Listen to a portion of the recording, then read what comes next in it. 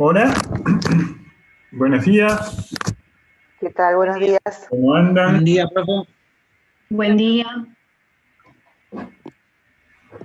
Buen día. ¿Todo bien? Sí, todo tranquilo. Hoy vamos a tener una clase densa, con muchos conceptos, con algunas cuestiones muy complejas de explicar, pero que creo que vale la pena. La he preparado con, con cierto tiempo y espero que se les haga llevadera dentro de todo. ¿Mm? Eh, Voy a compartir pantalla.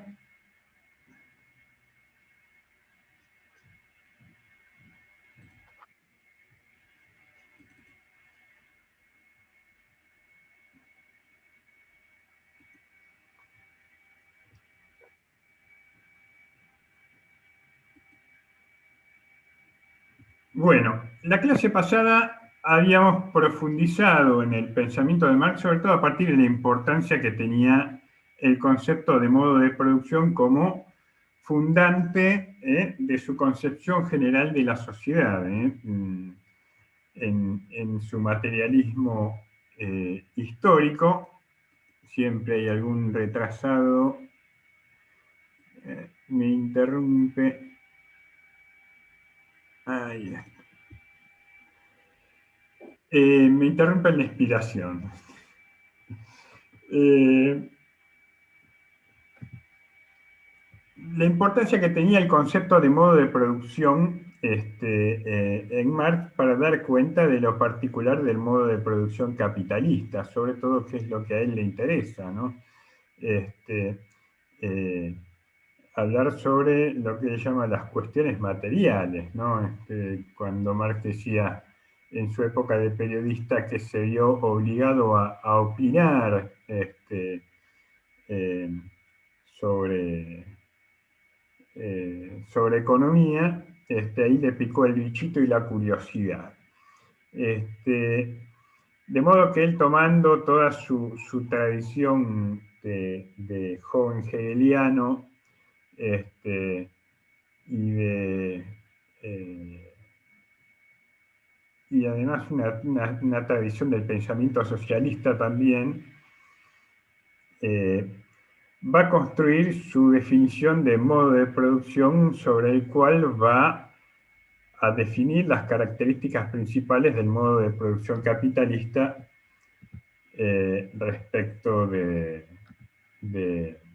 de los otros modos de producción que han existido a lo largo de la historia. La clase pasada caracterizamos a cada uno de estos modos de producción.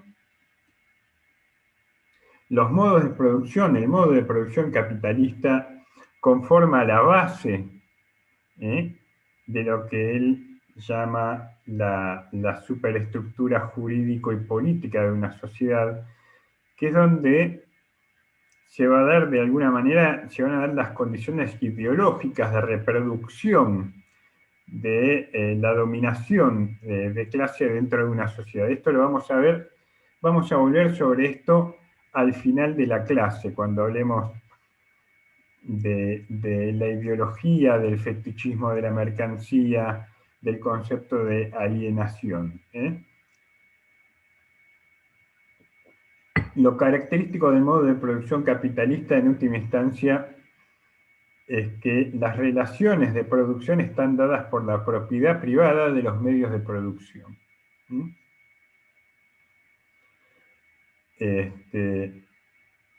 Por la aparición del mercado de trabajo, por el hecho de que los burgueses o los capitalistas son los que concentran la propiedad de dichos medios de producción, y los proletarios no poseen más que su fuerza de trabajo para vender por un salario. Recordarles la importancia que tiene el concepto de modo de producción en Marx. En esto quiero ser insistente. El modo de producción en cada uno de estos estadios representa cierto tipo de vínculo, cierto tipo de relación entre el avance de las fuerzas productivas, el elemento dinámico, el avance de las fuerzas productivas y las relaciones de producción vigentes. Cada modo de producción tiene relaciones de producción características y las fuerzas productivas tarde o temprano se las llevan por delante porque ya no son contenidas dentro de esas relaciones de producción. Bien. Entonces decíamos, la clase pasada, cuando él habla de formación social o formación económico-social, está hablando de modo de producción, pero en concreto, refiriéndose siempre a algún tipo de sociedad concreta, la Inglaterra de la Revolución Industrial de fines del siglo XVIII, el capitalismo agrario de Francia a mediados del siglo XVIII, el capitalismo esclavista en el sur de Estados Unidos a principios del siglo XIX. Es decir, formación económico-social se refiere al modo que asume el modo de producción en un momento y en un lugar determinado. Y este modo de producción siempre va a asumir la forma de un antagonismo de clases principales. Los siervos de la gleba y los señores feudales en el feudalismo, en el modo de producción esclavista el amo y el esclavo, en el modo de producción antiguo o el despotismo hidráulico, como lo llaman algunos sociólogos propios de Egipto o de las civilizaciones de Mesopotamia, la casta sacerdotal y los siervos que pagan el tributo, el resto de la población. Y para Marx, obviamente, el modo de producción capitalista va a ser la última forma antagónica de los modos de producción porque va a estar destinado a ser superado por el socialismo que va a abolir la sociedad de clases. Va a terminar con la propiedad privada de los medios de producción y va a instituir las sociedades sin clases. También la clase pasada vimos la importancia que tiene el concepto de mercancía. Marx va a partir de su obra principal, El Capital, el primer tomo del Capital, el único que él vio en vida, editarse, los otros dos los terminó de compilar su amigo Engels, Federico Engels. Marx comienza el primer tomo del Capital con el análisis de la mercancía. ¿Por qué? Dice él. Porque la riqueza de las naciones en que impera el modo de producción capitalista se nos aparece, va a decir, como un inmenso arsenal de mercancías.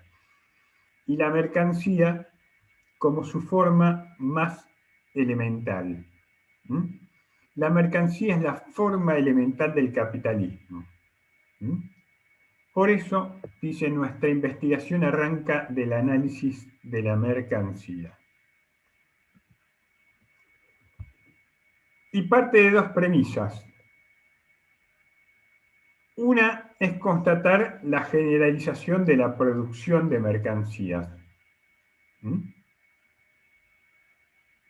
Lo hablábamos la vez pasada, reflexionamos a partir de la experiencia de cada uno, de las vivencias de cada uno de ustedes, que prácticamente toda nuestra vida está atravesada por el consumo de mercancías, ¿no? Satisfacemos nuestras necesidades. Hoy por hoy ya no hay prácticamente necesidades que no cubramos concurriendo al mercado. Son muy pocas las cosas que todavía permanecen por fuera. Incluso hacían mención a la educación, y cada vez menos la educación queda por fuera del mercado.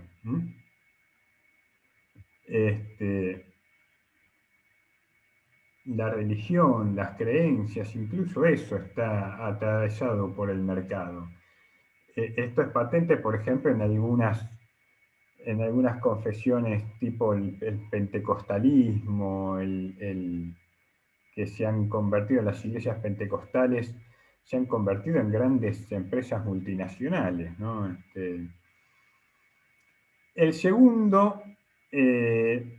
La segunda premisa es la formación del mercado de trabajo. En general, hasta la aparición del capitalismo, hasta bien entrado el modo de producción capitalista, no existía un mercado de trabajo como lo consideramos hoy. Existía trabajo asalariado, pero no era, por ejemplo, durante la Alta Edad Media, el trabajo asalariado no era la principal forma de trabajo. Existían los jornaleros. ¿Qué era el jornalero? Era aquel que, en general, un campesino que cultivaba su tierra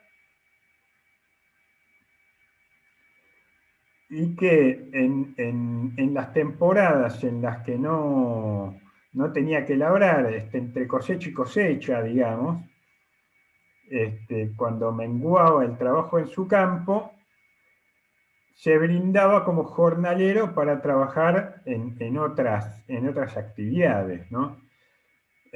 Algunos memoriosos y con años encima como yo, que habrán visto la familia Ingalls, Charles Ingalls, cuando no labraba su parcela de terreno con sus bueyes y con Caroline y Laura Ingalls, que le iban a llevar un sándwich al mediodía, iba a trabajar al aserradero, ¿no? Al pueblo. En el pueblo había un aserradero y trabajaba asalariado en el aserradero.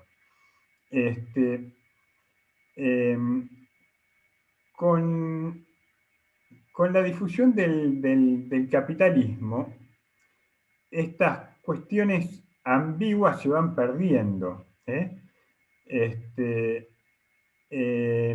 Charles Ingalls, de alguna manera, terminó despojado de sus bueyes, de su arado, y se tuvo que ir a vivir, no me acuerdo a qué ciudad, creo que era el estado de Illinois. Tuvieron que migrar del campo a la ciudad. Migraron del campo a la ciudad. ¿Por qué? Porque ya el trabajo rural no les rendía, porque la familia se había agrandado y no alcanzaba para sostenerlos a todos, o porque la propiedad de la tierra se había concentrado, por una diversidad de razones. Lo cierto es que tiene que salir a vender su fuerza de trabajo. Se forma el mercado de trabajo, es un ejército de trabajadores despojados de sus medios de producción que solo tienen para vender su fuerza de trabajo. Lo único que poseen es su prole, su familia, por eso se los llama proletarios. Y nos metimos básicamente con el concepto de mercancía, de valor y de trabajo. Vamos por partes. Habíamos distinguido entre valor de uso y el valor de cambio. decíamos que el valor de uso de un objeto depende de las cualidades materiales de un objeto. Una silla, la silla donde yo estoy sentado, tiene un valor de uso que es que yo me siente, es facilitarme una posición cómoda y descansada para trabajar, por ejemplo. Ese es el valor de uso de la silla. El valor de uso de las computadoras que nosotros estamos usando en este momento para comunicarnos es el de comunicarnos, justamente, entre otros. Ahora, el valor de cambio proviene de un hecho que es común a todas las mercancías. El valor de uso deviene de las cualidades materiales del objeto. En cambio, el valor de cambio deviene de algo que es común a todas las mercancías, que es el trabajo. Las mercancías llevan trabajo incorporado. Una mercancía ha sufrido una transformación de un conjunto de elementos que estaban en la naturaleza en estado indiferenciado, se ha elaborado algo que tiene un valor de uso. Se le ha incorporado trabajo, pero al mismo tiempo, mediante el trabajo se le incorpora un valor de cambio, porque está producida para ser vendida. La mercancía siempre está hecha para ser vendida, para ser ofrecida al mercado. Yo les decía, este portalápiz es muy lindo que yo hice cuando estaba en la escuela primaria. No es una mercancía, yo lo hice para mí, para mi familia, en un momento con mucho amor. Pensaba que estaba haciendo una obra maestra del arte cerámico. Sobrevive hasta nuestros días, pero no tiene un valor de cambio. Tiene un valor de uso, tiene un valor de uso para mí y nada más que para mí. Entonces,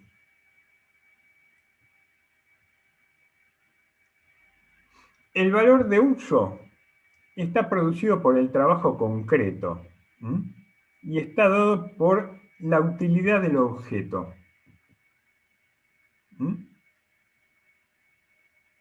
El trabajo concreto es el que realiza un trabajador en su oficio.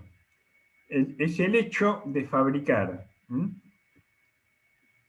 El panadero fabrica el pan, el tornero piezas metálicas, el carpintero fabrica muebles. Ahora, Marx va a decir, cuando una mercancía se torna mercancía, pierde esa cualidad de trabajo concreto de alguna manera e incorpora valor, es decir, trabajo abstracto. Ese trabajo abstracto está dado por la fuerza de trabajo o la cantidad de trabajo que encierra una mercancía y se determina por el tiempo de trabajo socialmente necesario para producirla. Abstracto porque se abstrae de Juan Pérez, que produjo toda esa cantidad de panes que vemos ahí. Es trabajo abstracto porque no le interesa a la mercancía ni al que consume la mercancía quién es el que está detrás de todo eso. Cuando comemos el pan a la mañana, no nos acordamos del panadero que ni siquiera lo conocemos. Es trabajo abstracto. Es el gasto, va a decir Marx, es el gasto productivo de cerebro humano, de músculo, de nervios, de brazo, etc. Un simple coágulo de trabajo humano indistinto. Porque si no, no podríamos medir y comparar el trabajo. El trabajo que lleva a ser una mercancía respecto del trabajo que lleva a ser otra mercancía. ¿Se entiende?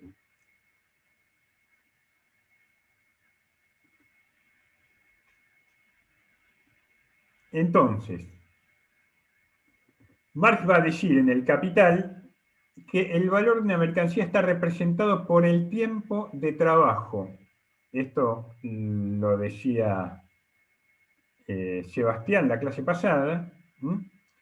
El tiempo de trabajo socialmente necesario para producirla. Es decir, aquel que se requiere para producir un valor de uso cualquiera, en las condiciones normales de producción y con el grado medio de destreza e intensidad del trabajo imperantes en la sociedad. Destreza, intensidad, tiempo, condiciones normales de producción. Es un tiempo medio,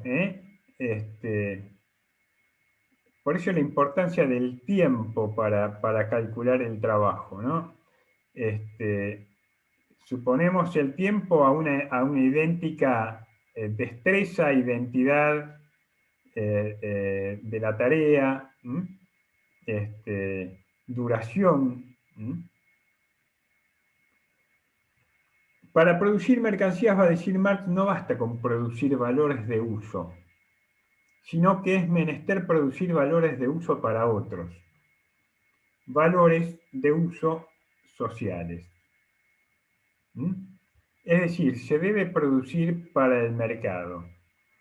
Yo en la clase pasada les hice ver las publicidades de Goma Goma y de los Simonkeys de cuando yo era chico y no tan chico, porque les digo, a veces hay cosas que no tienen aparente valor de uso, ¿no? Ese Goma Goma era un juguete de lo más horrible, inútil, feo, era un pedazo de goma con forma de víbora, una mano en la cola de la víbora, no sabía si era una víbora, un gusano, qué cosa, pero le habían hecho una gran campaña publicitaria. Entonces el Goma Goma se transformaba en un objeto que daba estatus a los chicos. Todos los chicos querían tener un Goma Goma, aunque no supieran muy bien para qué servía. Un Goma Goma se podía estirar y no mucho más que eso. Se vendió como pan caliente. ¿Por qué? Porque no era del todo inútil un Goma Goma. El Goma Goma servía para que los chicos le mostraran a sus compañeros que tenían un Goma Goma. Lo mismo con esos simpatiquitos Simonkeys, que no eran más que una especie de renacuajos que obtenían de un lago, de los huevos de un lago que se secaba en Estados Unidos. Los juntaban y los vendían como si fueran seres mágicos, ¿no?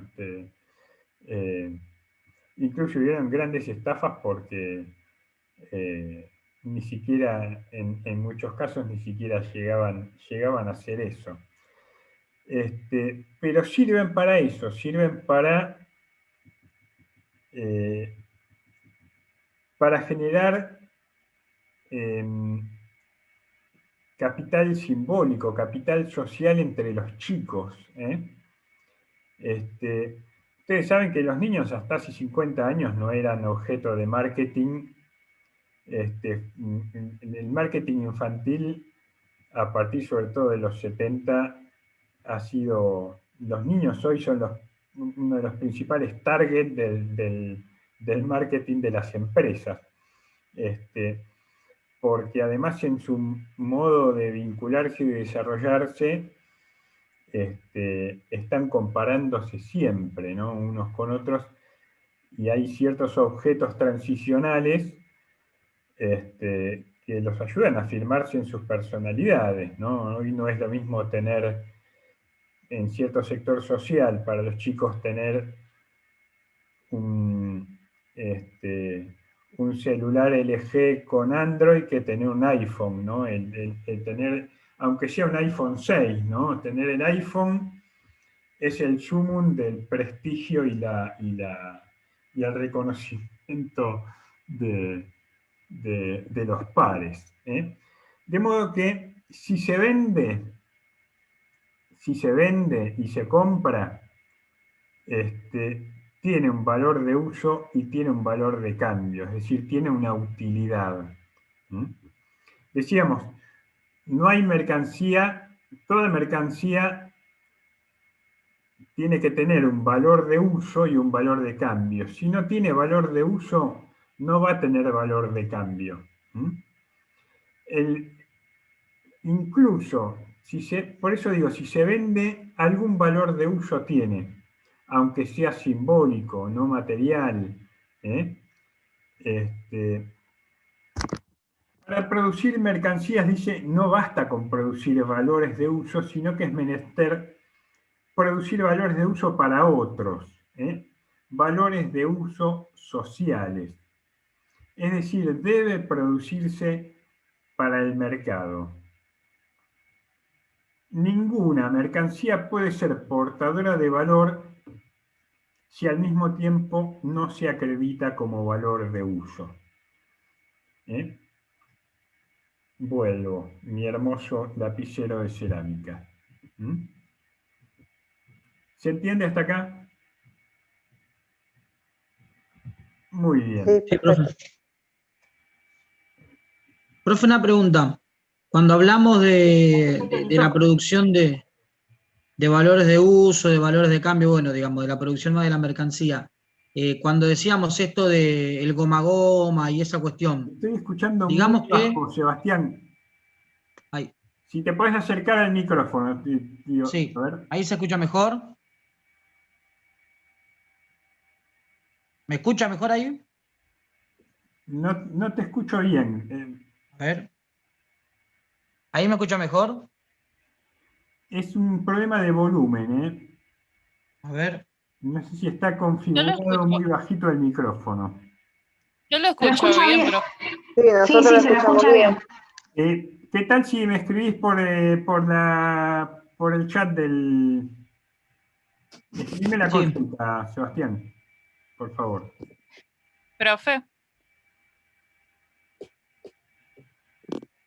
Profe.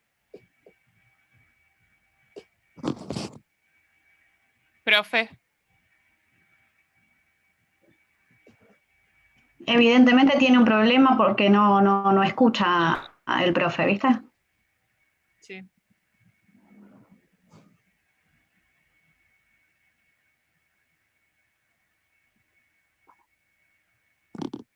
Hola, hola.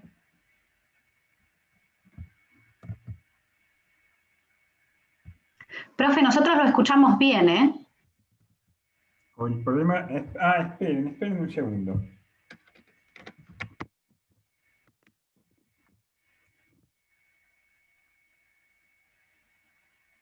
El problema lo tenía yo, no lo tenía Sebastián. Sebastián, háblame ahora.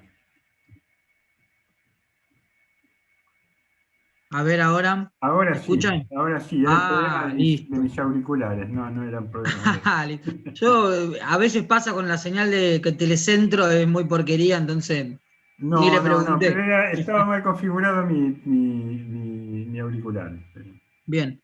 Bueno, lo escribí un poco ahí, pero la pregunta es, cuando estos goma a goma, o no sé, algunas cuestiones que se producen, que en sí no tienen un valor de uso como más allá de lo que decía usted, ¿no? De darle estatus a quien lo compra, digamos.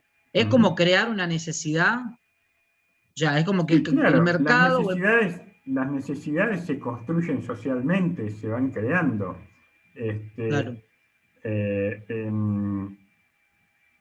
A ver, ¿por qué hoy nadie usa, voy a decir, galochas? ¿Se acuerdan que eran las galochas? Las galochas eran, en la época de mis abuelos, eran unos zapatos de goma, unas fundas de goma que se ponían arriba de los zapatos, de cuero cuando llovía para protegerlos. ¿Por qué no se usan más? ¿Porque son inútiles? No, porque hoy los zapatos vienen con un tratamiento de impermeabilización que los hace... y porque pasaron de moda. La moda es eso, la moda es creación de necesidades. También porque hay otros productos mejores. Porque hay que es, pero Hay otros productos mejores, hay más actualizados. hay otros productos mejores, por supuesto, pero también porque se crean nuevas necesidades. No, porque pensaba, por Los ejemplo, ¿no? derechos, Digo, ¿no? las heladeras, Cian, por decir algo, ¿no? Sí. Obviamente que las nuevas son mejores, ¿no? Pero digo, las heladeras que duraban 50 años, hoy en día no servirían para Bueno, el porque capitalismo eso de hoy, tiene que ¿no? Por ver ejemplo. con las características propias del capitalismo actual, del capitalismo neoliberal, ¿no? Las heladeras Siam, que en muchas casas nuestras todavía están, este, eh, em, eh, como bien dice Sebastián, estaban hechas para durar 50 años. Eh, Hoy una heladera que uno compra en el mercado no te dura más de 10 años, 15 años. Se llama obsolescencia programada. ¿Eh? Claro, Que tiene que ver con una lógica propia de la acumulación y la reproducción del capital que hace que, bueno, decíamos, hace 50 años a Siam le interesaba vender heladeras, pero a ninguna empresa le interesa vender algo que dure 50 años porque le disminuye las ventas. Cuanto menos tiempo dure un objeto, más se tiene que renovar. La vida útil que tiene un celular. Yo me compré este celular, un Galaxy A30. A ver, no es un celular de alta gama, es un celular de media gama, si se quiere, por las prestaciones. Y en algunas cosas ya me está quedando chico. La memoria que tiene, en cualquier momento tengo que empezar a hacer un backup de fotos y demás. Ya se me empieza a tildar con algunas aplicaciones, con algunas apps. Eh, Probablemente este celular en un año más yo tenga que cambiarlo. ¿Por qué? Porque ya no soporta las versiones nuevas de Android, vienen preparadas para celulares con mayores capacidades. Lo mismo pasa con Windows. Vos te compras hoy una notebook con un procesador Atom, 4 gigas de RAM, y no te va a servir para mucho, pero perdé cuidado que en la próxima actualización de Windows te quedó obsoleta, porque el procesador ya no puede soportar las necesidades de procesamiento del nuevo software. El capitalismo contemporáneo tiene que ver con esto, ¿no? Con el comprar, usar y descartar, comprar, usar y desechar. Y eso se llama profe, obsolescencia programada. Las empresas ya lo incluyen dentro de sus planes de negocios, porque es negocio además. Sí, Luz.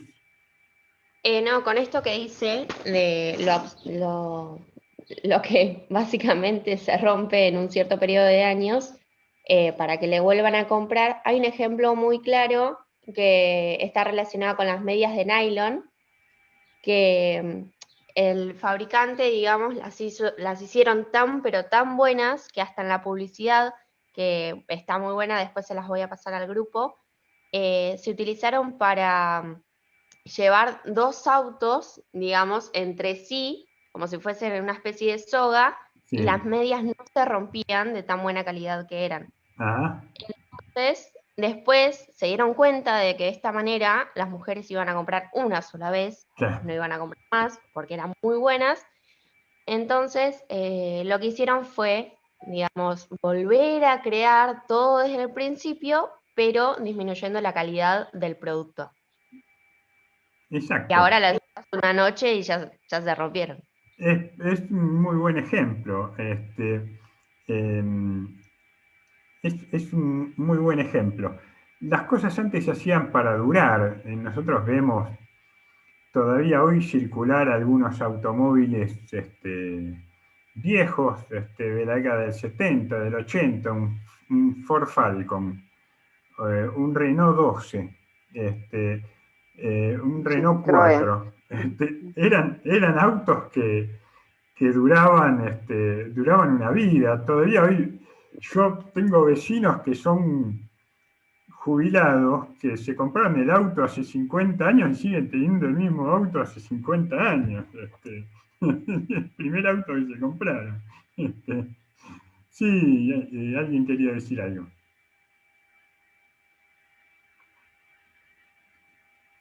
Bueno, Creo que hay una chica esperando, profe, para sí, que la ya admita. le acabo de dar entrada. Vamos a seguir con la presentación. Entonces decíamos, ninguna mercancía puede ser portadora de valor si al mismo tiempo no se acredita como valor de uso. El capitalismo tiene constantemente que producir mercancías. Por eso esto que bien señalaba Sebastián, Vero, Sol, la obsolescencia programada. El capitalismo lo hace para vender más. Con eso además sobreexplotamos cada vez más a la naturaleza, generamos cada vez más desechos contaminantes. Les voy a compartir, si quieren, ahora esperen un segundo porque hay un video muy interesante al respecto, para el que le interese, que lo voy a buscar y les paso el enlace para que lo vean después.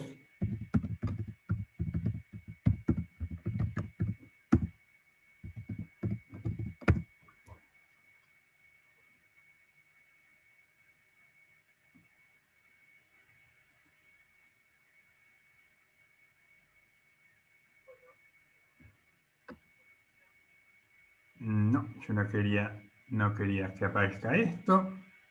A ver.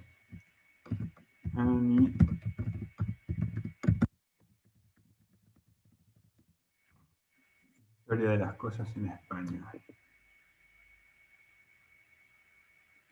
Es un video que tiene ya unos años, pero que está muy bueno.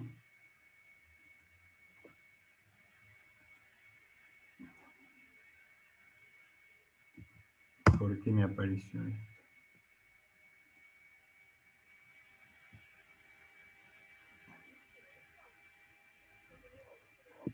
¿Están viendo?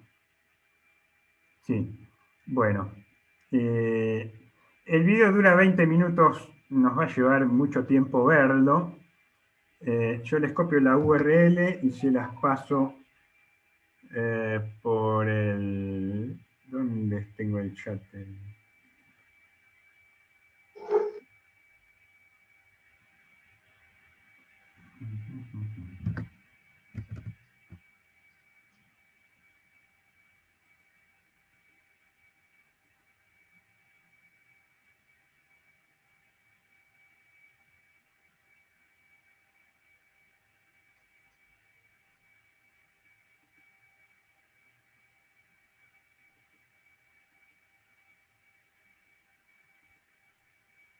Bueno, ahora les voy a pasar el...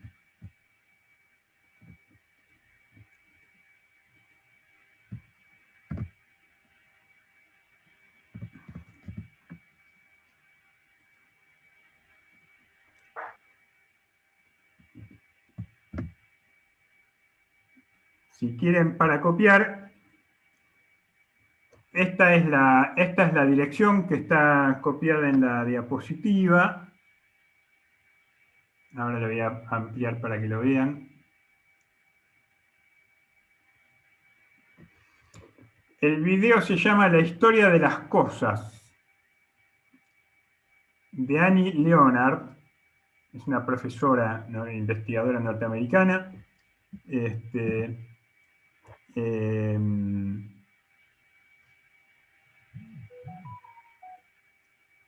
Ahí está.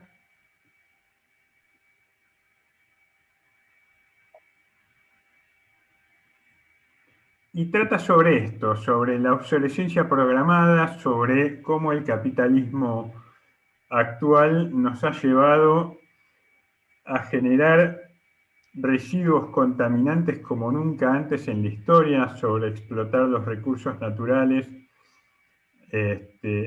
con la incorporación, esto que llamaba Marx, ¿no? Generar un arsenal de mercancías que además se tienen que renovar permanentemente. Lo que nosotros vemos con esta pandemia, por ejemplo, que lamentablemente es uno de los efectos, diría yo, positivos que lamentablemente ya se está dejando de lado, tiene que ver con hacer más llevadera y más soportable la vida de la naturaleza, ¿no? El aire se ha vuelto más puro, ya no tanto, los primeros meses. Ciertas especies animales han salido de los hábitats a los que estaban recluidos. Los ríos se volvieron más cristalinos, entre otras cosas nos hemos dado cuenta de cuánto nuestra sociedad de consumo castigaba a nuestro propio, a nuestra casa común, como la llama el Papa Francisco, ¿no? Pero bueno, no me quiero detener en esto. Vean el video de Annie Leonard porque está muy bueno, muy didáctico además. Yo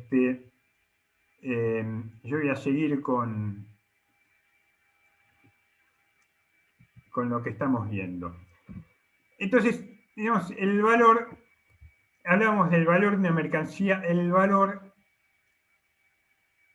de una mercancía está representado por el tiempo de trabajo socialmente necesario para producirla.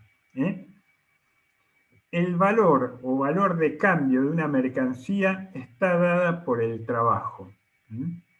¿Qué es lo que hace que una mercancía valga tanto? El trabajo que tiene incorporado. El trabajo que tiene incorporado.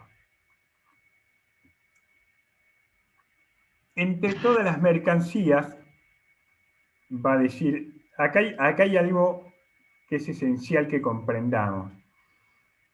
Entre todas las mercancías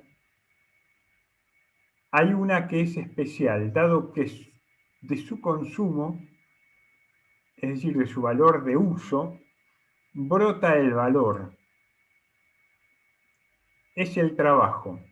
El trabajo es una mercancía que genera mercancías, o dicho de otro modo, el trabajo es valor que genera valor.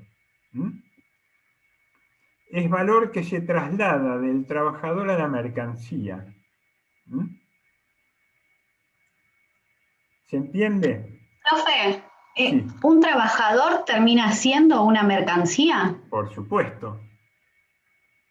Por supuesto, el trabajo es la mercancía de las mercancías, digamos, ¿no?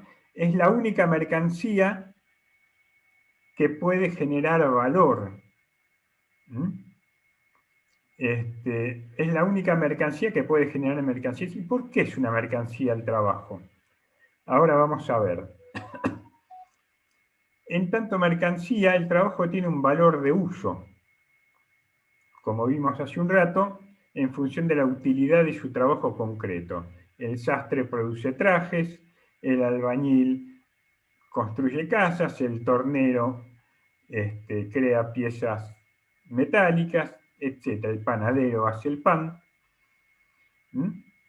Pero también el trabajo tiene un valor de cambio, que es el tiempo de trabajo socialmente necesario para producir y reproducir a un trabajador. Así como el valor de cambio de una mercancía hacia el tiempo socialmente necesario para producirla, el trabajo en tanto mercancía también necesita de un tiempo socialmente necesario para producir y reproducir su existencia. Ahora vamos a ver un poco más claro. Acá vemos escenas cotidianas en la pintura y en el arte de la vida cotidiana de la clase trabajadora, ¿no? El valor de la fuerza de trabajo, el valor de cambio, siempre que habla de valor, Marx habla de valor de cambio, si no, se refiere a valor de uso. Dice, el valor de la fuerza de trabajo consiste en la reproducción o conservación del trabajador y se reduce al valor de una determinada suma de medios de vida. A ver, un capitalista que produce telas necesita como insumo principal el algodón. Es un factor de producción, ¿no? Compra la mercancía algodón en el mercado para aplicarla al proceso productivo, para transformarla. Cumplido el proceso, el algodón se consume en el proceso, se termina.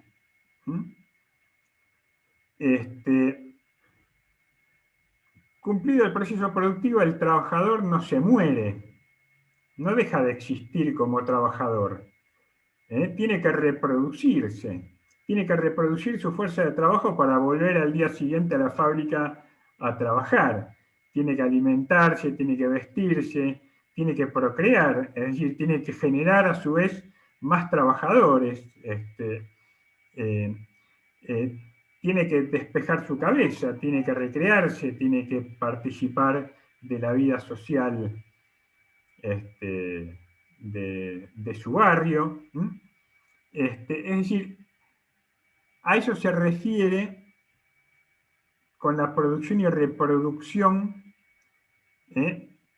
o la reproducción y la conservación del trabajador.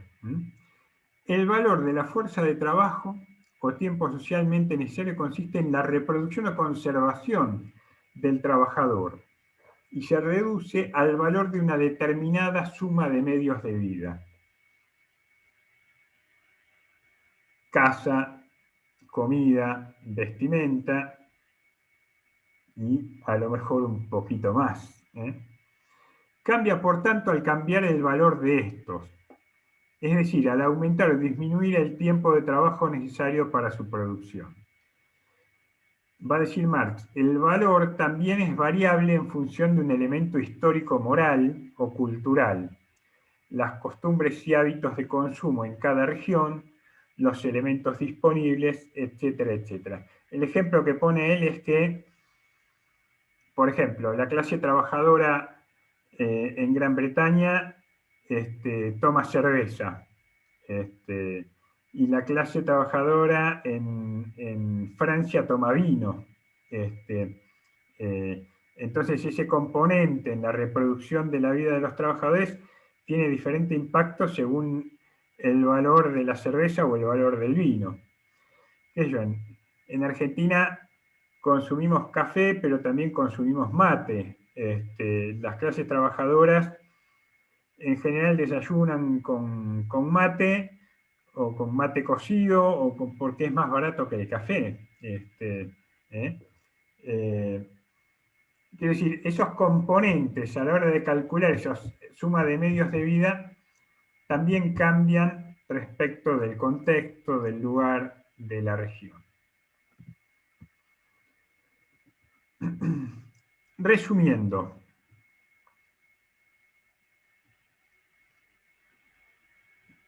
para Marx el trabajo es la fuente del valor, pero además el trabajo es una mercancía. Marx realiza una doble diferenciación sobre la fuerza de trabajo.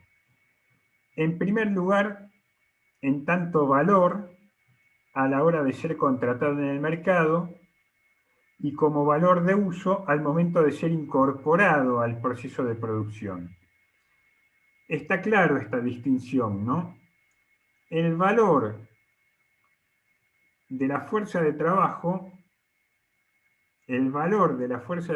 se establece al momento de contratar en el mercado a un trabajador. el capitalista lo contrata por el valor de cambio de su fuerza de trabajo. Pero en realidad, en el proceso productivo va a explotar o va a consumir el valor de uso de esa fuerza de trabajo. Ahora va a quedar más claro. Ve como trabajo concreto o útil en el momento de producir valores de uso, pero también como trabajo abstracto a la hora de incorporar y generar valor. El trabajador, al producir, el panadero al producir pan, el tornero al producir tornillo, como trabajo concreto y útil en el momento de producir valores de uso, pero también como trabajo abstracto a la hora de incorporar y generar valor. Y acá vamos a entrar en un terreno en el que tenemos que estar relativamente duchos para encontrarle los hilos a la marioneta, ¿no? Para encontrar la magia del truco, dónde está la trampa. ¿Alguno sabe quién es el que está acá en la pantalla? Verdaguer.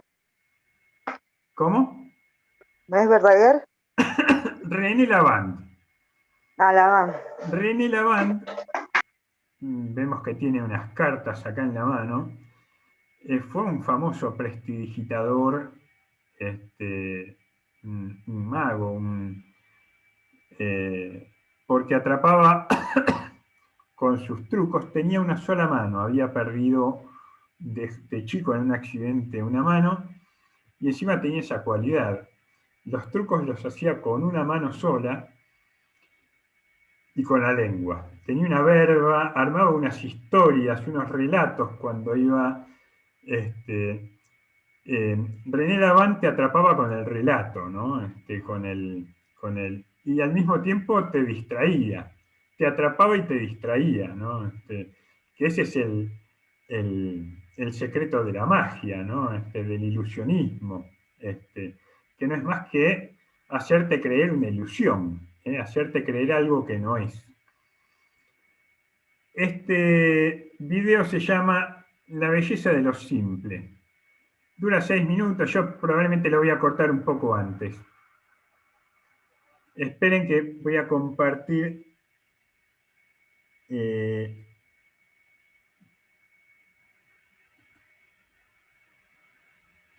audio.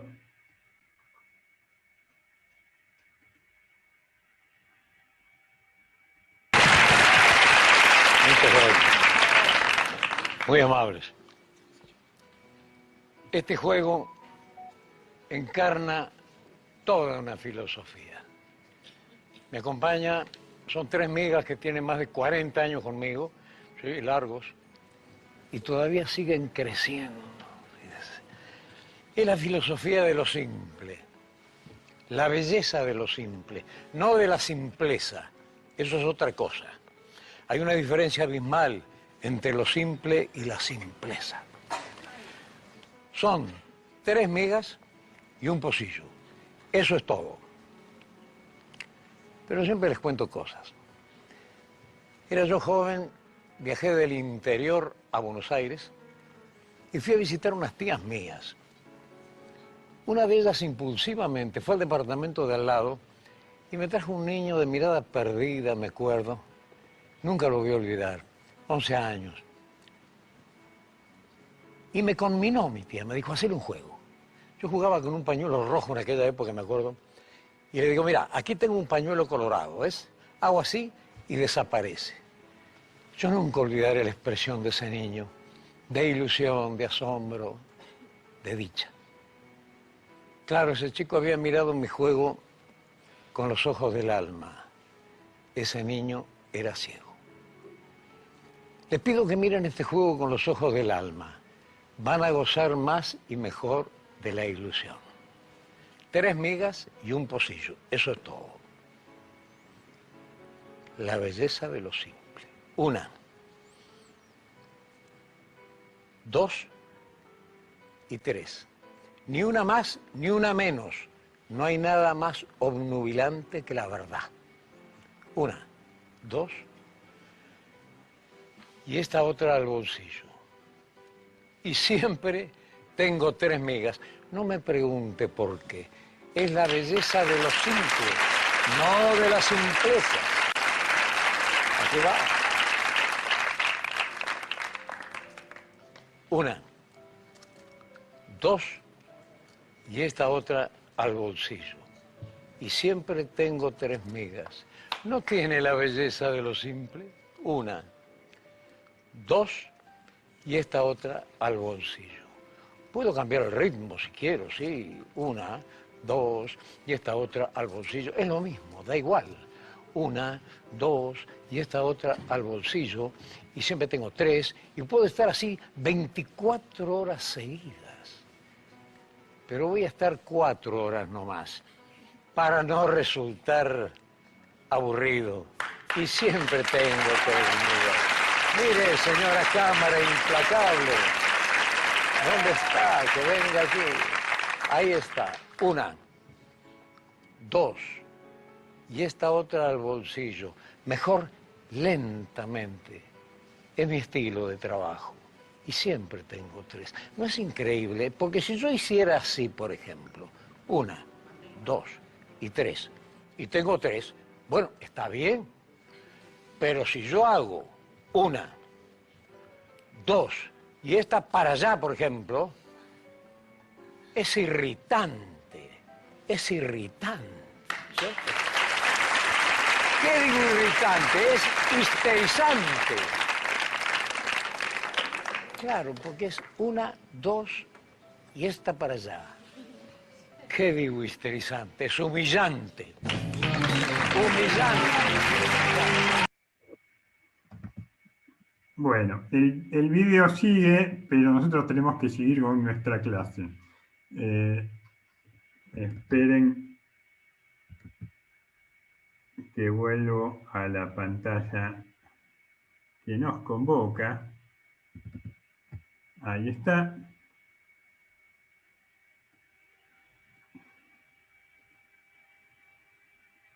Bueno, la belleza de lo simple o la ilusión del capital y el origen de la plusvalía. Vamos a ver un truco similar al que hace René Lavand. Donde él dice, de alguna manera, hay que mirar el truco con los ojos del alma. Marx va a decir que el alma humana dentro del capitalismo es un alma alienada, ¿no? Por eso no es capaz de ver el truco que encierra el capitalismo como modo de producción y como modo de explotación del trabajo asalariado. Vamos a ver un poquito en qué consiste este truco. Marx va a decir que el capital es valor que se valoriza. Él parte justamente de analizar el modo de producción capitalista analizando a la mercancía. ¿Y qué es lo que hace la mercancía? Circular. Una vez que se produce, la mercancía está hecha para circular, para llegar desde el lugar de producción al lugar de consumo. Marx sostiene que la circulación de mercancías es el punto de arranque del capital y que la producción de mercancías y el desenvolvimiento de su circulación, el comercio, constituyen las premisas históricas del surgimiento del capitalismo. ¿Cómo era en un principio? Todavía subsiste lo que Marx va a llamar circulación simple del capital. En algunos lugares subsiste. Veamos un ejemplo sencillo. En un mercado del medioevo, un poblador de una aldea rural concurre al mercado del burgo, de la ciudad, llevando un toro que ha criado. Es un toro, un semental. Como él ya tenía un toro más joven, perdón, un toro más viejo, ese toro dice ya no lo necesita. Va y lo lleva al mercado, ¿para qué? Para venderlo.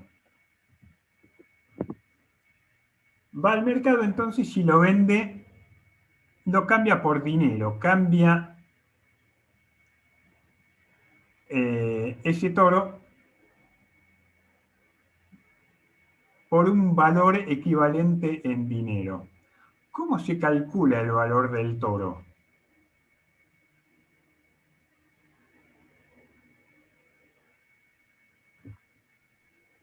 El valor del toro se calcula en función del tiempo socialmente necesario de trabajo que le costó al trabajador criar ese toro, darle de comer, mantenerlo sano. Hay un cálculo, hay una estimación que dice que ese toro equivale a un montón de otras mercancías que este campesino va a obtener a cambio en el mercado. El campesino va con el toro al mercado, cambia ese toro por dinero y con el dinero que obtiene compra 3 cabras, 3 gallinas, frutas, verduras y un par de lindas botas para regalarle a su esposa.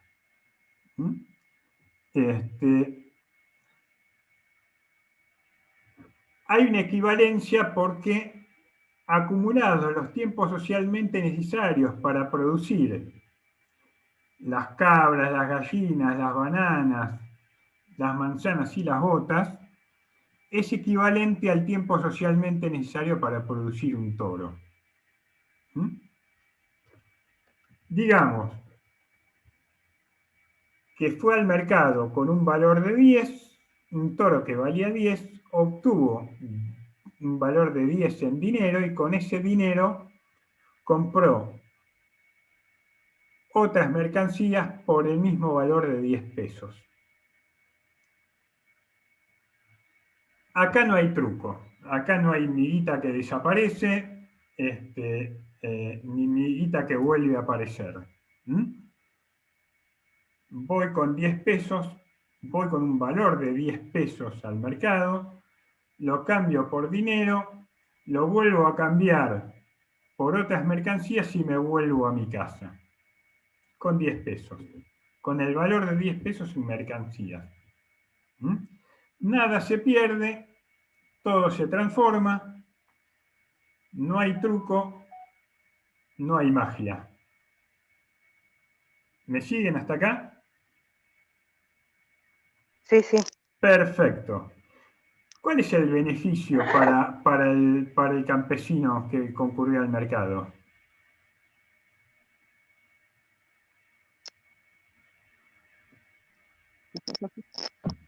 Que se deshizo de algo que no le servía y ahora tiene nueva mercancía. Exactamente, diversificó sus opciones de consumo.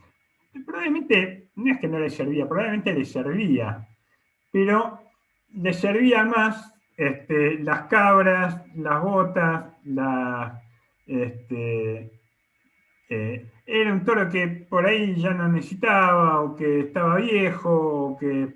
Claro, como decía hoy, le quedó obsoleto a Claro. lo que...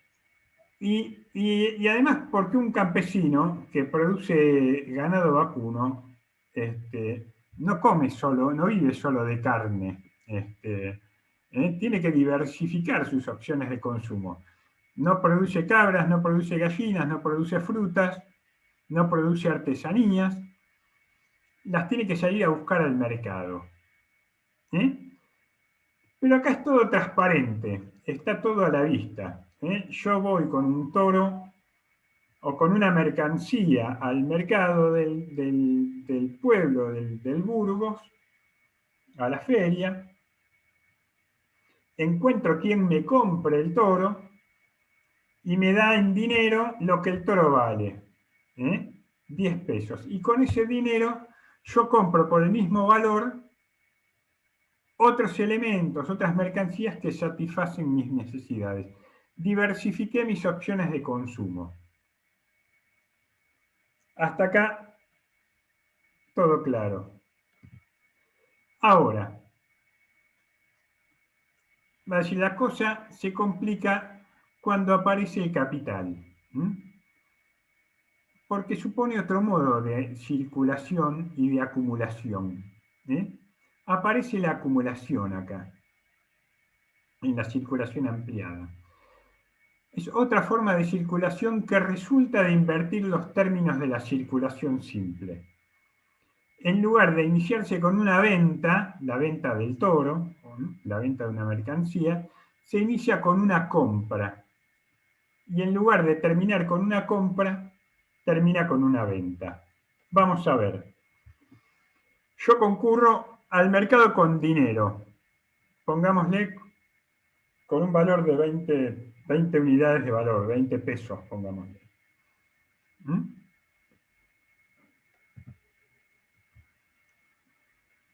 Y compro, me voy a poner a producir, yo me quiero poner a producir zapatillas o ropa o cualquier cosa, me quiero poner una fábrica, un taller de algo. Con ese capital de 20 pesos que yo tengo, alquilo un local, compro energía o consumo energía eléctrica, compro insumos químicos, telas, gomas, hilo, compro un camioncito para distribuir el material. ¿Y qué me falta contratar? La mano de obra. La mano de obra, la fuerza de trabajo, claro. Si yo no contrato la fuerza de trabajo, las cosas no se hacen solas, ¿no?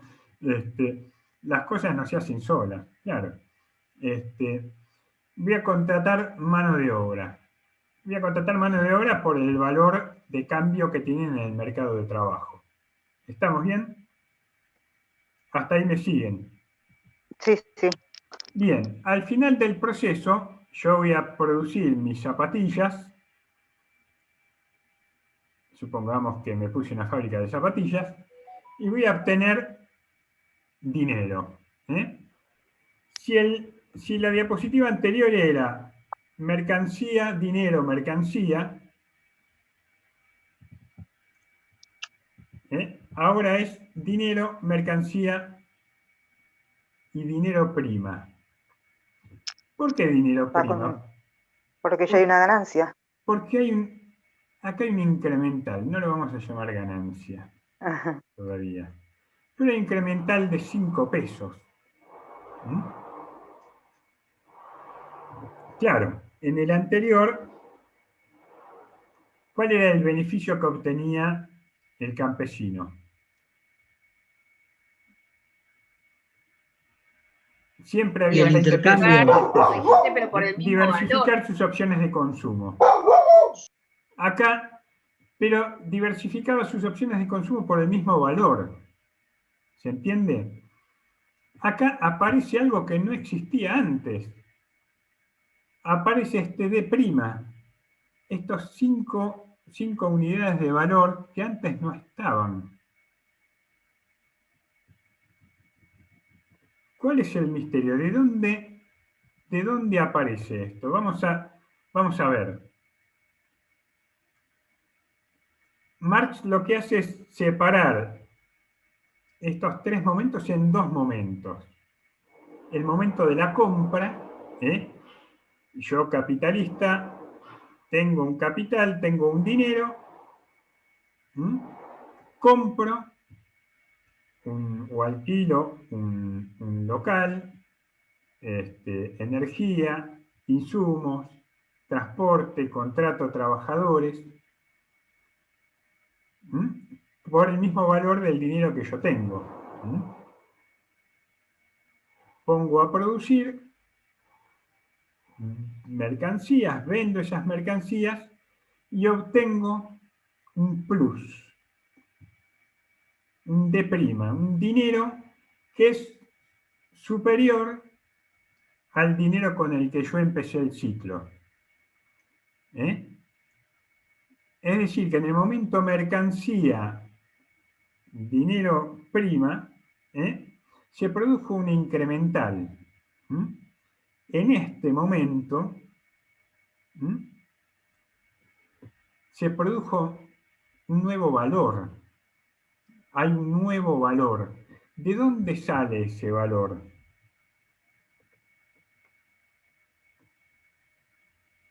¿De dónde sale ese valor? ¿De la fuerza de trabajo?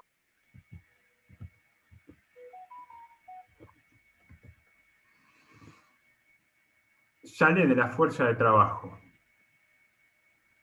¿Cómo sale de la fuerza de trabajo?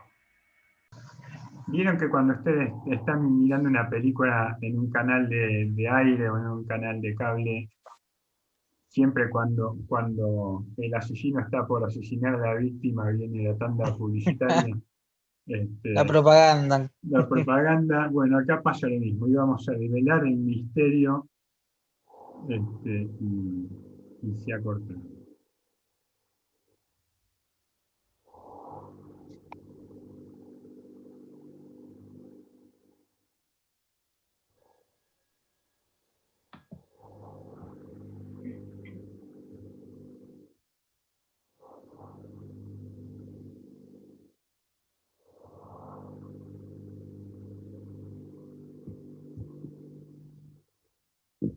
Por ahí no me acuerdo quién fue que dijo que este de prima sale de la fuerza de trabajo. Está muy bien. Ahora, la pregunta es ¿cómo? ¿Cuál es el misterio? ¿Cuál es el truco? ¿Por qué? Porque está naturalizado que este de prima es la ganancia, como decía recién una compañera, la ganancia del capitalista, ¿no? Está naturalizado que es la ganancia del capitalista. Ahora, en realidad, es el valor que genera el trabajador. ¿El capitalista qué hizo? Organizó la producción, organizó los productos, pero el que agregó el valor, este de prima, este plus de valor a la producción y los incorporó a las mercancías mediante el trabajo abstracto que lleva incorporado cada mercancía, es el trabajador. Vamos a verlo más claro ahora.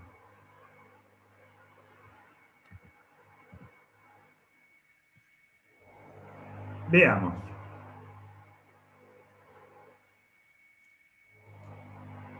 El trabajador en este esquema, en el primer momento, en el momento de compra, en el que va con dinero y compra mercancías, ¿cómo está compuesto esos 20, cómo se realizan esos 20 pesos o esas 20 unidades de valor con las que empieza el ciclo el capitalista?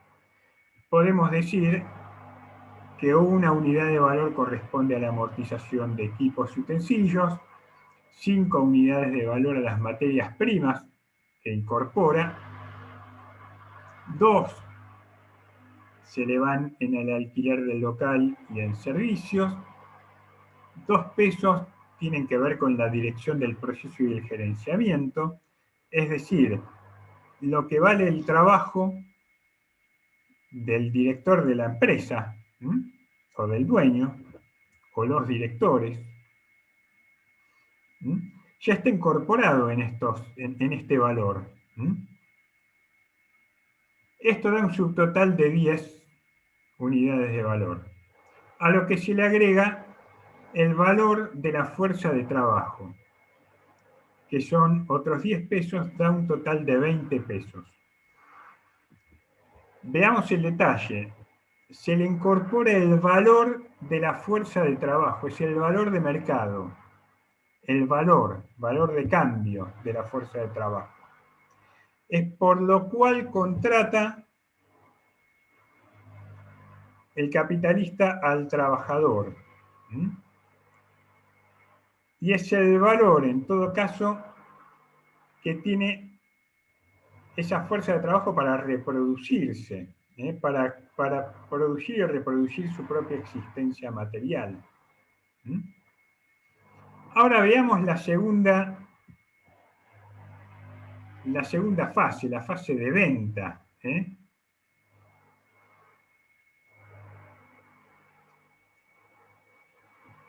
Hay una transferencia de valor al nuevo producto de los equipos, de los utensilios, de las materias primas, el alquiler y la dirección.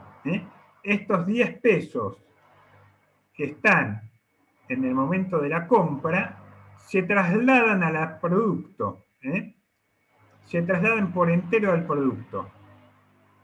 ¿Se entiende? ¿Se entiende? Ahora, en el primer cuadro, él contrata el valor de la fuerza de trabajo en el mercado por 10, pero la incorporación de valor, la incorporación de fuerza de trabajo como valor de uso en la producción es de 15. Con lo cual tenemos el valor de prima. Esas 5 unidades de valor excedentes, que produce el trabajo en tanto valor de uso, Marx lo va a llamar plusvalor. En definitiva, la plusvalía va a surgir como la diferencia entre el valor de la fuerza de trabajo en el mercado y su capacidad de generar valor en tanto valor de uso, o sea, valor de producción. Dichas 5 unidades quedan contenidas en las mercancías elaboradas. Se trasladan por el hecho de incorporarles trabajo a las mercancías. Y como estas son propiedad del capitalista, pasan a integrar su beneficio cuando son vendidas. Pero en realidad, va a decir Marx, resultan de explotar el trabajo asalariado. El contenido en su totalidad es trabajo no pagado, es trabajo no remunerado. Es trabajo no remunerado.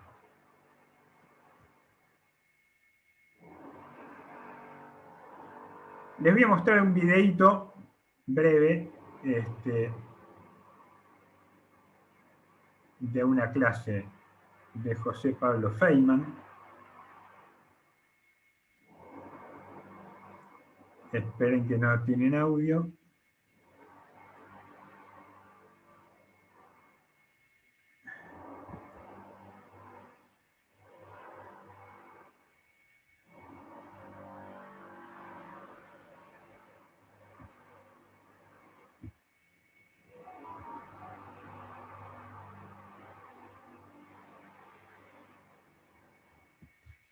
¿Están viendo y escuchando?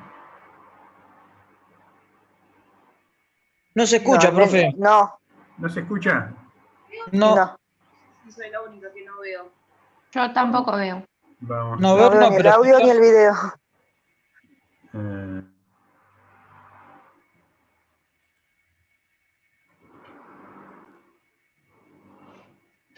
¿Ahora están viendo el video? No, yo no. No, pero se escucha. Algo. Una musiquita era. Con el anterior video me pasó lo mismo. Ahí sí. Ahora sí. Ahí sí, profe. Ahí está.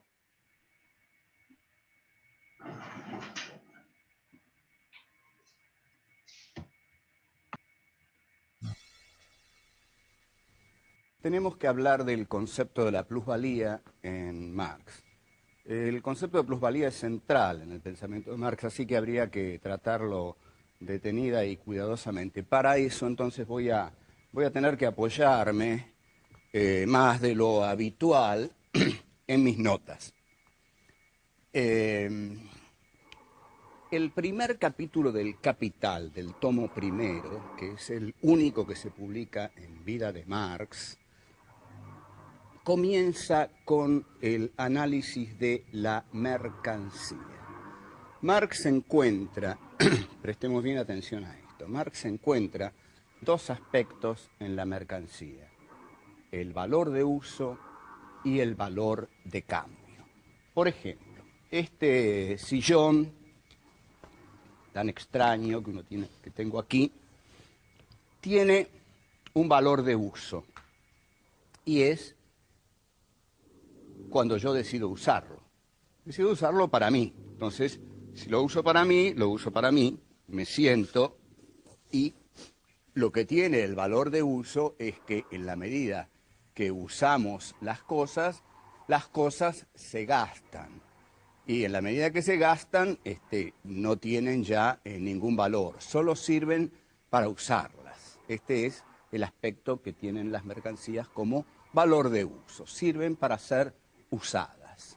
Pero si yo agarro este sillón y decido venderlo, este sillón tiene entonces un valor de cambio. Entonces lo vendo por, ¿qué podrá valer este sillón? 2,50 pesos, digamos. Lo vendo por 2,50 pesos.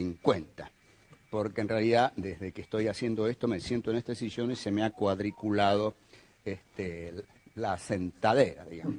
Entonces lo vendo por, bueno, 3,50 pesos. Ese es su valor de cambio. Entonces este sillón tiene es una mercancía, esto es una mercancía. Una mercancía tiene un valor de uso, que es usarlo, y tiene un valor de cambio, que es venderlo. Bien, esos son los dos aspectos de la mercancía. Ahora, ¿cuál es el valor? El valor de la mercancía. ¿Cuánto vale este sillón?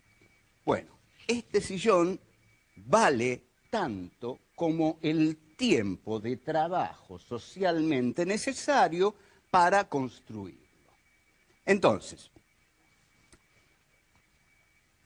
para construir este sillón, el capitalista en el mercado encuentra a el obrero. Es decir, son dos personajes que van libremente al mercado de trabajo, de oferta, de demanda. Aparece uno que tiene el capital y otro que no lo tiene. El que no lo tiene, lo único que tiene es su fuerza de trabajo. Si yo, que no tengo capital, mi único capital es mi capacidad de trabajar. Entonces viene el capitalista y dice, yo tengo capital, yo no tengo necesidad de trabajar, pero necesito a alguien que trabaje para mí. Y si usted trabaja para mí, con mi capital, yo le voy a pagar su trabajo. Bueno, todo esto parece fantástico, entonces los dos van a la fábrica de hacer sillones. Una vez ahí, tenemos que determinar cuál es el valor de la fuerza de trabajo. Porque, ¿cuánto vale el valor, es decir, cuánto vale el trabajo del obrero que hace ese sillón? Entonces Marx va a decir, el valor de la fuerza de trabajo es equivalente a todo aquello que sea necesario utilizar para mantener viva a la fuerza de trabajo. Es decir, todos aquellos medios que sean necesarios utilizar para mantener al obrero con la vida necesaria como para que al día siguiente vuelva a la fábrica, es decir, ropa, comida, casa, que son los aspectos fundamentales, eso es lo que vale la fuerza de trabajo. Entonces digamos que al capitalista le sale 40 pesos mantener al obrero y le paga 40 pesos. Ese es el salario del obrero. Ahora bien, pero sin embargo hay algo que el obrero no sabe, y es que en las horas en que él trabaja no produce solo 40 pesos, produce 75 pesos. Entonces hay un plusvalor. El obrero produce el valor necesario para pagarle su fuerza de trabajo, para que el capitalista le pueda pagar su fuerza de trabajo, pero además produce 35 pesos más con los cuales se queda el capitalista. Esto es lo que Marx llama plusvalía. O sea, la plusvalía, como verán, no es nada complicado. La plusvalía es ese plus que queda cuando el capitalista le paga al obrero un salario. El salario debe cubrir todo aquello necesario para alimentar y sostener la vida del obrero. Pero el obrero, al trabajar, produce un plus. Ese plus que produce con su trabajo es lo que Marx llama plusvalía y es lo que genera el capitalismo del capitalista, que es decir, su inversión tiene que irse multiplicando. Muy bien, entonces, habíamos dicho que esta mercancía entonces vale tanto como el trabajo socialmente necesario para producirla. Y ese trabajo socialmente necesario para producir la mercancía tiene que ver con los medios necesarios para reproducir la existencia de la fuerza de trabajo.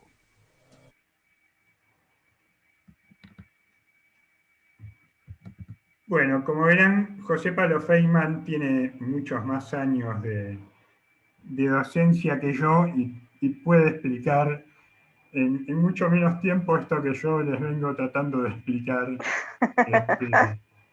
con un PowerPoint. O en todo caso, sirve para reforzarlo.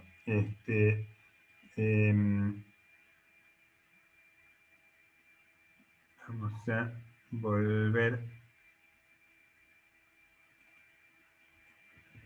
Entonces, esperen porque...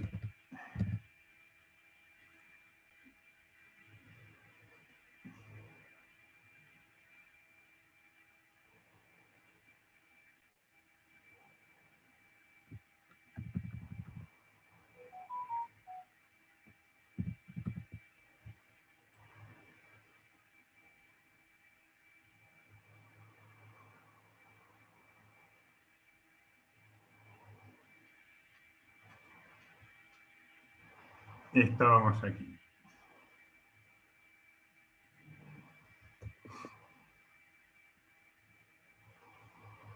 La plusvalía, entonces, quedó claro que es la plusvalía. La plusvalía es trabajo no remunerado. El trabajador es contratado por el precio, por el valor de mercado de su trabajo, aquel que cubre sus necesidades de reproducción. Pero lo que el capitalista usa de la fuerza de trabajo es el valor de uso, justamente. Es el valor que el trabajo, que la fuerza de trabajo traslada a las mercancías. Las mercancías incorporan esa porción de valor, como las mercancías son propiedad del capitalista, el capitalista se apropia de ese trabajo excedente o de ese plusvalor generado por el obrero. ¿Se entiende de dónde surge? Contrata en el mercado de trabajo la fuerza de trabajo por su valor, pero le extrae en el proceso productivo al trabajador el valor de uso. El valor tiene que ver con lo que necesita el obrero para producir y reproducir su existencia material. El valor de cambio tiene que ver con el valor que efectivamente le traslada o produce en el proceso productivo, a través del trabajo concreto, ese trabajador, y lo traslada a la mercancía. Esa es la amiguita que falta en el pocillo. Esa es la ilusión o la magia o el ocultismo o el ilusionismo que genera el capitalismo. Es la ilusión de que este 5%, el 5% de este incremental de 5 unidades de valor o plusvalor es la ganancia del capitalista, y no es trabajo producido por los trabajadores. Es trabajo no remunerado. Acá vemos una caricatura que habla sobre el fetichismo. El fetichismo de la mercancía, ¿no? Que es generado por la ideología también, ¿eh? La ideología, ese poder simbólico que se genera en la superestructura jurídico y política, ese sentido común, va a decir Marx, que está al servicio de ocultar las verdaderas relaciones de producción, que son relaciones de explotación. Termina normalizando que el capitalista, como es el que pone el capital, es el dueño de ese plusvalor, de esa ganancia, entre comillas. Y acá dice, esta caricatura dice una frase de Marx en El Capital, que dice: el fetichismo genera la ilusión de que el dinero, cuando está depositado en el banco, crece solo, como si fuera una planta. En realidad, la fuente de ese crecimiento es el trabajo explotado. La fuente de ese crecimiento es el trabajo explotado. Esto es el fetichismo que genera la ilusión del dinero, o el fetichismo de la mercancía también. Pensar que cuando ponemos dinero a un plazo fijo o compramos dólares, el dinero se reproduce, mantiene su valor. Si yo compro dólares a 50 y los vendo a 80, por el solo hecho del dinero estar esperando un tiempo, se reprodujo. ¿Cómo se reproduce el dinero? ¿No? Hay billetes hembra y billetes macho que copulan y hacen billetitos. ¿No? ¿Cómo se imaginan que es eso? ¿Cómo se genera riqueza si no es a través del trabajo?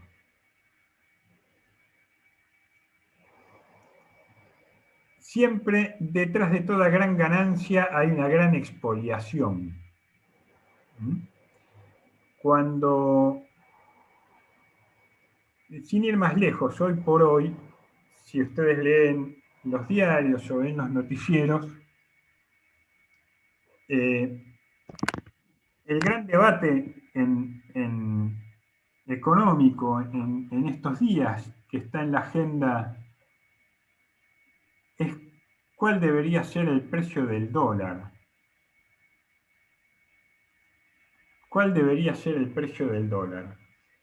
Y dicen que a principios de esta semana se reunió, el presidente está reuniéndose con una serie de empresarios,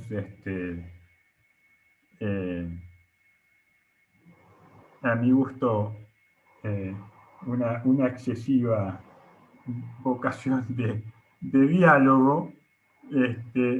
¿Por qué? Porque la lógica del capitalista es esta. Para el capitalista, si no existe esto, si no existe este de prima, no tiene sentido. No tiene sentido esto. Para el capitalista, este esquema no le sirve, porque es escala muy chica, es un premio menor para el capitalista diversificar sus opciones de consumo. Al capitalista lo que le interesa es acumular. Acumular. El capital se forma acá, en esta expoliación de la plusvalía a través de los distintos y sucesivos ciclos productivos, es donde el capitalista va acumulando su capital.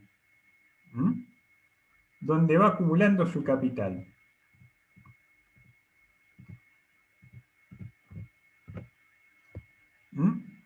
De modo que siempre el capitalista va a estar sentado arriba de una pila de dinero que se va reproduciendo con el dinero que van produciendo los propios trabajadores.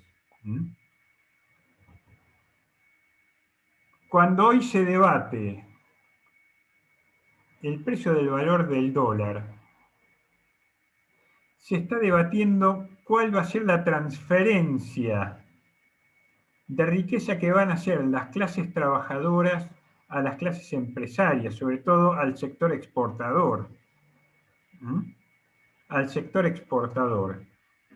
Paolo Rocca, el dueño de Techint, una de las principales empresas exportadoras, porque no solo Techint tiene intereses en la construcción y en la obra pública, es el principal exportador de tubos de acero y uno de los principales proveedores de tubos de acero para la actividad petrolera en el mundo.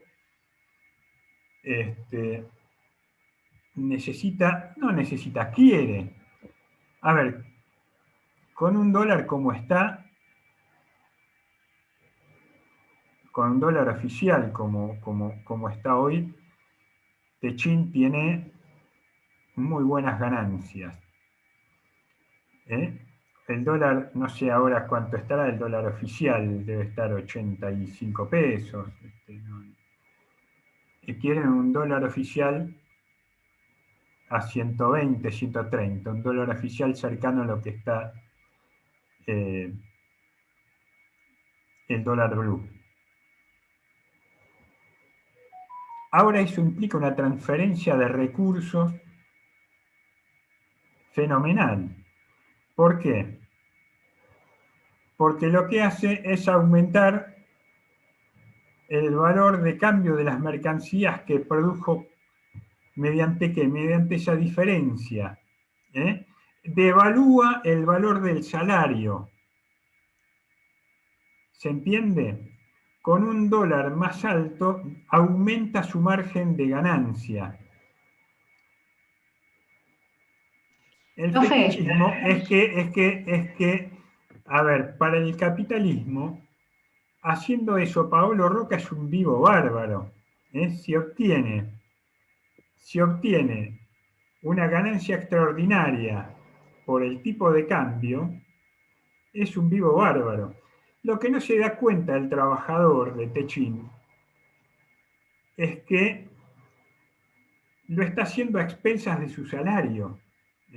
Lo está haciendo a expensas del valor de su trabajo del que se apropia el dueño de la empresa. Sí, Daniela. Sí, le quería comentar que el lunes Arcor aumentó un 15% todos los productos.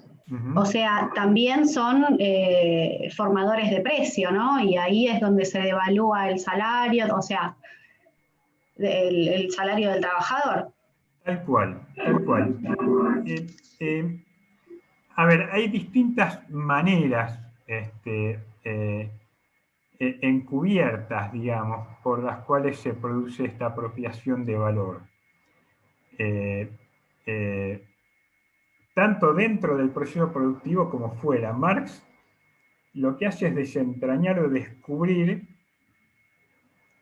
el origen de la plusvalía, ¿no? Que es trabajo no remunerado, que surge de la diferencia de contratar al trabajador por su valor de mercado,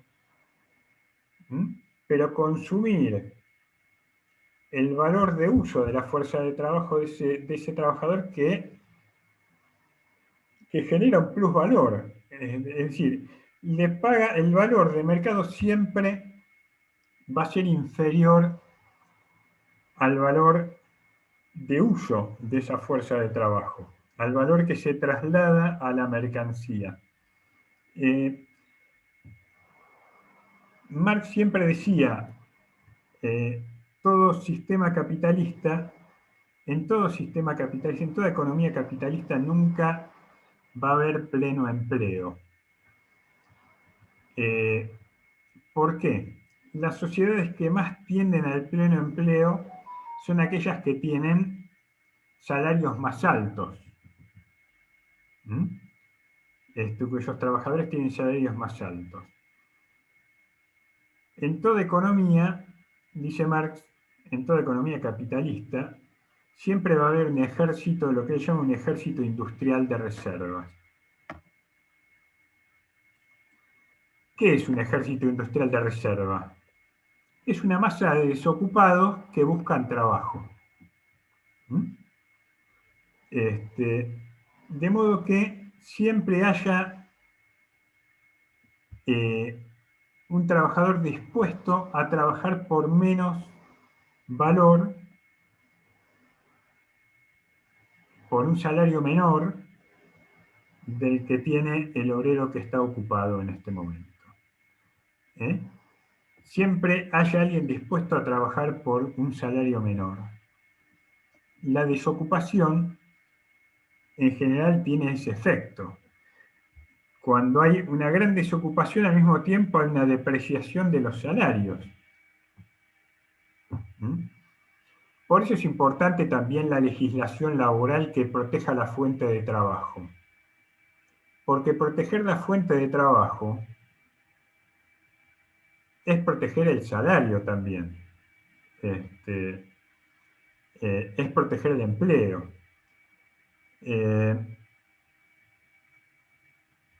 Hoy, que ha crecido enormemente el desempleo a partir de la pandemia, probablemente, y lo digo, los que tenemos todavía, por suerte, la dicha de tener un salario a fin de mes, hemos visto que la inflación, entre otras cosas, nos ha comido buena parte de nuestro salario. Por ejemplo, yo, además de mi trabajo como docente investigador en la UNCI, trabajo para la Comisión Nacional de Evaluación y Acreditación Universitaria. Son trabajos temporarios, trabajo como evaluador externo, como un consultor. Me contratan por un contrato de locación de obra, digamos, ¿no? De locación de servicios. Me llaman la semana pasada, me envían una invitación para participar de un comité evaluador de un conjunto de universidades. Y le pregunto, bueno, ¿cuánto están pagando? Y me dicen, por cada universidad que evalúes, te están pagando, ponele 18.000 pesos. Y digo, pero caramba, es lo mismo que me estaban pagando hace 2 años. Hace 2 años, por el mismo trabajo, me pagaron lo mismo. Y en estos 2 años la inflación creció más del 60%, del 70%. Es decir, mi trabajo como evaluador se devaluó en un 70, un 80%. El valor de mi trabajo, el valor de cambio.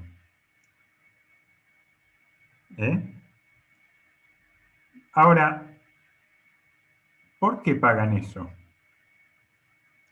Porque saben que yo también, como docente, investigador, mi salario ha sido depreciado, entonces yo tengo necesidad de trabajar.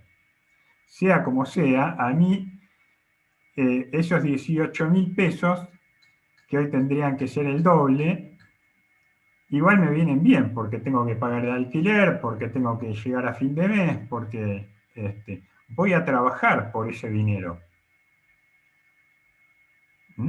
Y eso es lo que le pasa a muchos trabajadores también, ¿no? Empiezan a aceptar acuerdos paritarios a la baja, por debajo de la inflación, Es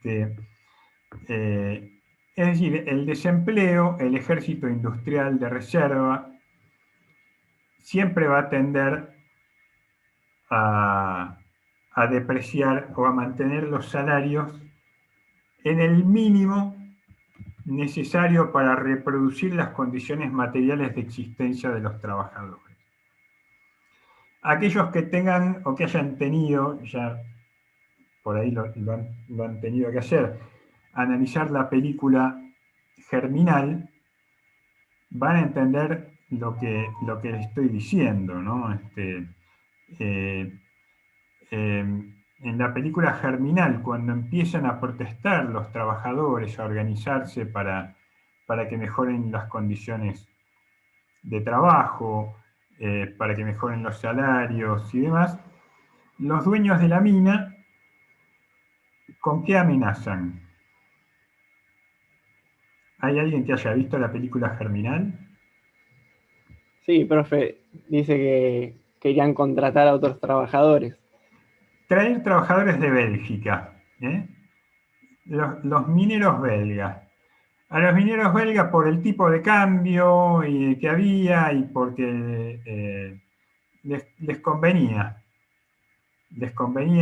trabajar por menos salario que los trabajadores franceses.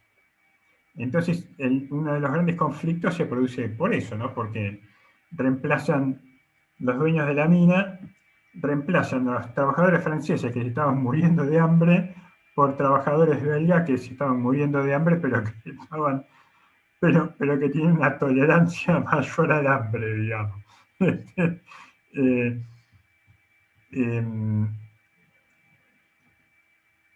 Germinal es una buena imagen de esto, ¿no? La obtención de plusvalía es la meta de los capitalistas. Al capitalista no le sirve salir hecho, no le sirve entrar al circuito con 10 pesos y con un valor de 10 pesos y salir con un valor de 10 pesos. No le interesa diversificar sus opciones de consumo. En rigor, la acumulación del capital es la acumulación de plusvalía. El capital es plusvalía acumulada, que resulta de la explotación del trabajo no pagado. Para Marx, entonces, el capital va a ser trabajo pagado acumulado, o lo que es lo mismo, es valor que se valoriza. Si la única fuente del valor es el trabajo, el capital se acumula en base a la acumulación de plusvalía.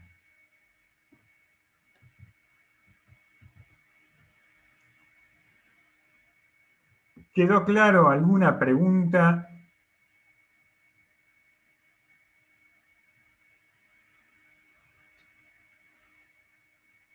¿Alguna consulta? Voy a terminar con lo siguiente, que nos va a introducir a lo que vamos a ver la clase que viene. En función de su concepción general de la sociedad, que habíamos visto en las clases anteriores, la base económica o la estructura donde se dan las relaciones de producción, donde se lleva a cabo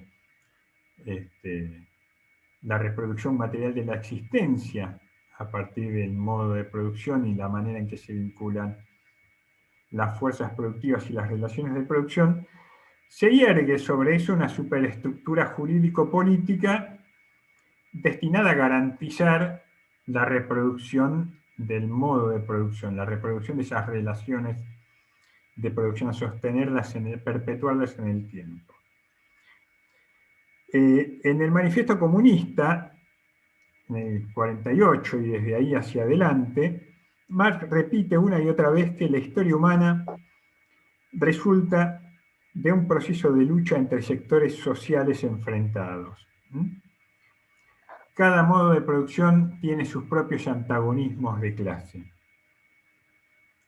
Lo que Marx llama lucha de clases, donde puede colegirse claramente el lugar central que dicho concepto ocupa en su interpretación de la realidad. El Manifiesto Comunista, en la página 65, Marx va a decir: la historia de todas las sociedades que han existido hasta nuestros días es la historia de las luchas de clases. Hombres libres y esclavos, patricios y plebeyos, señores y siervos, maestros y oficiales, en una palabra, opresores y oprimidos se enfrentaron siempre, mantuvieron una lucha constante, velada a veces, otras veces franca y abierta, lucha que terminó siempre